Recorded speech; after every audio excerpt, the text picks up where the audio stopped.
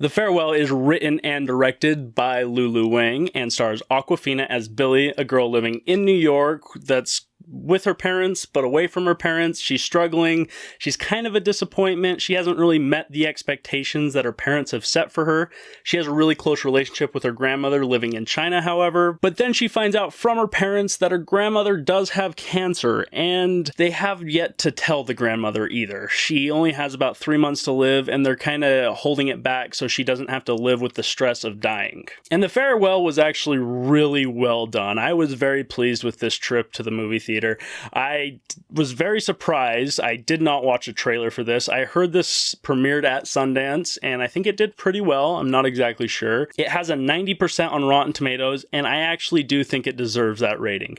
I don't know about 99%. There are some flaws with this film, but I think this film is overall really well done. First off, I just want to applaud Lulu Wang and her writing in this film because she is tasked with a really tough job of dealing with comedy along with very dramatic beats, especially like dealing with cancer. Like, that's tough. This is her story, so she did live this. This is an actual true story. She does do a really good job telling it, and it is a very personal project, but you can tell that she really knows how to work that comedy and drama together. She'll start out with a joke more towards the beginning of the film, and then like later on, about halfway through the film, she'll call back to that joke where you thought that first joke was just like a throwaway line, an easy laugh in the theater. But then it plays into the dramatic plot, and it makes it very enriching, and it just has a better punchline. It almost makes the humor funnier because it's dark and you shouldn't be laughing at this point, but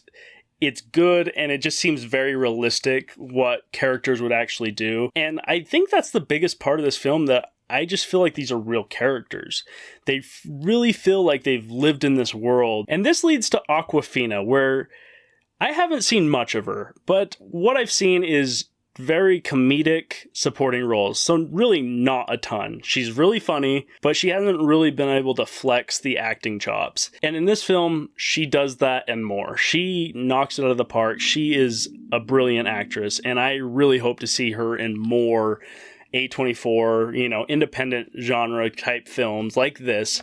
I think she'll do a really good job, and I really look forward to seeing her. She really just hits the dramatic beats. You can really feel the divide in herself, thinking whether or not to tell her grandma would be better or just letting her grandma die happy. And you really identify with her, and she does, like I said, she does a really good job. I really would like to see her be recognized by the Academy later this year or early next year, whatever. But anyways, Lulu Wang, she does a really good job directing as well. She gets a really good performance out of Awkwafina, but also the entire cast is A+ caliber here. She does a really good job getting those performances, and the entire cast deserves a lot of credit here. They are going full force, and it's an entire Chinese cast. I think that's really cool. I also think the grandma was hilarious in this film.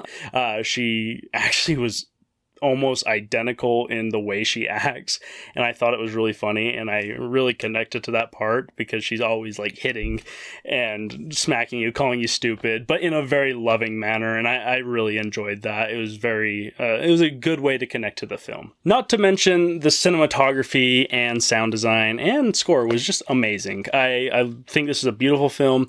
I think beautifully shot film. Let's be clear there. It is a beautiful film as well, but the score was really good as well. It really stood out to me. They used a lot of piano and strings, and it almost reminded me of The Favorite just last year, which is, I think, another A24 film. Could be wrong. But Billy's character, she played the piano, but she doesn't anymore, and I there's something there when the piano's playing, and it just really transforms you into the mindset that she's going through and just enhances her performance even more. And I just think top to bottom, this film is really great and it's very well constructed. However, there are a few things that stood out to me that I didn't like so much. Like I said, there is a cancer subplot, and I feel like this film structurally is familiar, and it's a nitpick. There's just a few things like, with her struggling with money and stuff like that. It's just kind of like, it seems a bit of a cliche when it comes to movies like this, or dramas in general.